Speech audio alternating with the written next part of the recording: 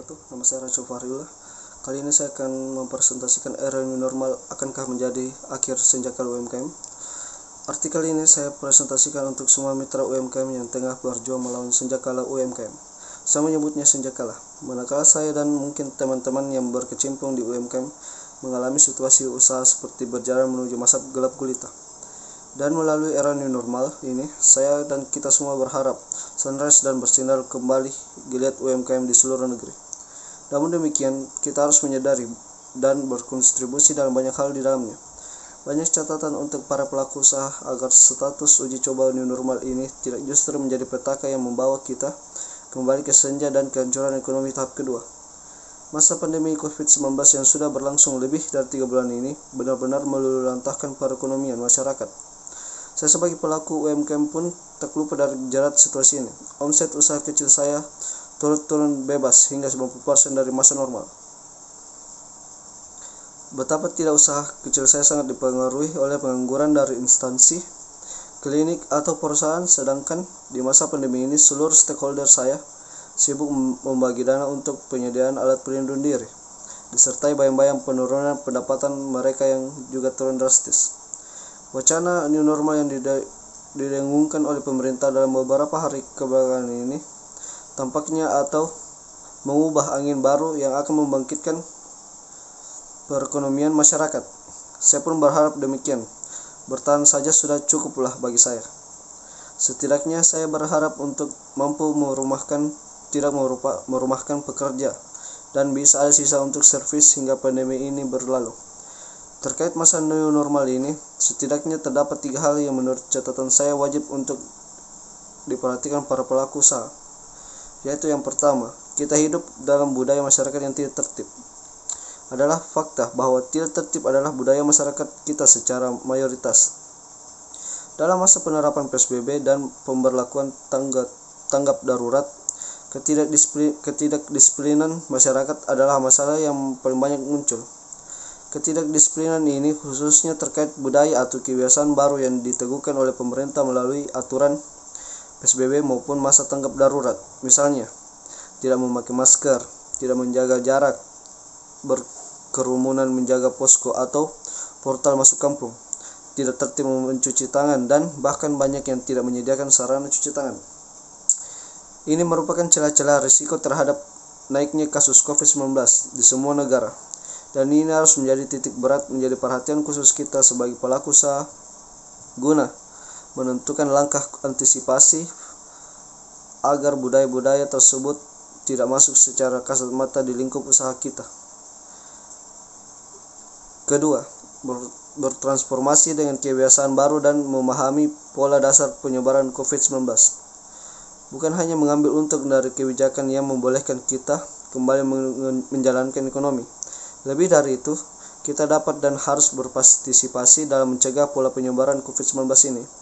Secara dasar, kita dapat melakukan setidaknya pada 3 hal berikut.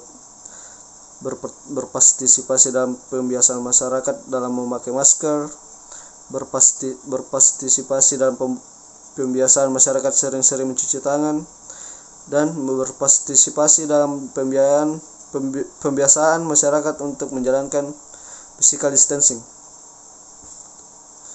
Jika mengacu pada program Germas Gerakan Masyarakat Hidup Sehat, memang terdapat banyak perilaku atau gerakan prioritas yang dicadangkan oleh pemerintah dalam pencegahan COVID-19 ini, seperti melakukan aktivitas fisik, makan makanan bergizi, dan berjemur dan sebagainya. Namun demikian, menurut hemat saya, pada wilayah-wilayah tersebut lebih cenderung merupakan perilaku individu di rumah yang tidak terkait secara langsung dengan aktivitas masyarakat di luar rumah yang tentu kita tidak terlalu dapat masuk dan mengambil peranan di dalamnya. Dan yang ketiga, penuhi perangkat-perangkat sosialisasi yang dibutuhkan. Sebagaimana saya uraikan sebelumnya, memakai masker, mencuci tangan, dan physical distancing adalah 3 hal pokok yang menjadi prioritas kita untuk terlibat di dalam pencegahan penyebaran COVID-19. Dengan demikian, tentu saja kita wajib menyediakan semua perangkat yang dibutuhkan sejak pengunjung masuk sampai keluar. Kita harus dapat memastikan pengunjung untuk tahu tentang budaya new normal untuk beragam sosialisasi dan perangkat pendukung seperti poster wajib memakai masker, poster pentingnya mencuci tangan, saran alat cuci tangan, beberapa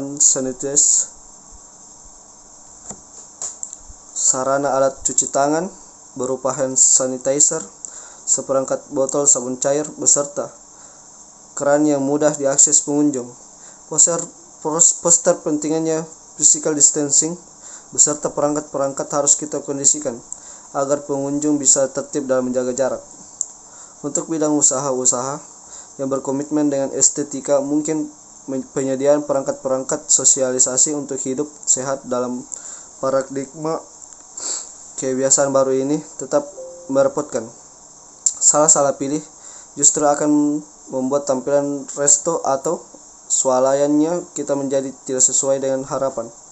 Disinilah kita dituntut untuk lebih cerdas dalam membuat perencanaan tata letak dan model-model properti yang dibutuhkan. Perangkat-perangkat seperti ini sangat mudah untuk kita dapatkan melalui marketplace terkemuka di Indonesia, dengan berbagai ragam desain yang mengikuti seni dan bahkan bisa didapatkan dalam waktu yang relatif singkat alias tanpa pre-order. Anda bisa mendapatkan semuanya bahkan dalam satu gerai yang sama seperti misalnya di Siavana atau Tokopedia. Ratusan produk terkait sosialisasi pencegahan COVID-19 bisa Anda dapatkan hanya dengan sekali klik. Bahkan telah tersedia dalam bentuk paket-paket yang memungkinkan Anda untuk tidak banyak berpikir dalam perencanaan pengadaannya.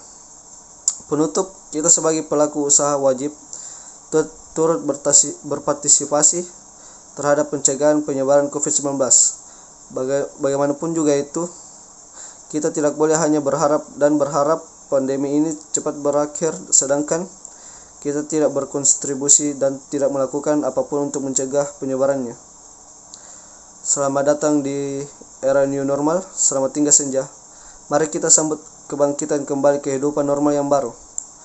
Patuhi protokol kesehatan dengan selalu adaptif terhadap kebiasaan baru, sehingga era new normal ini akan menjadi akhir dari senja kala UMKM.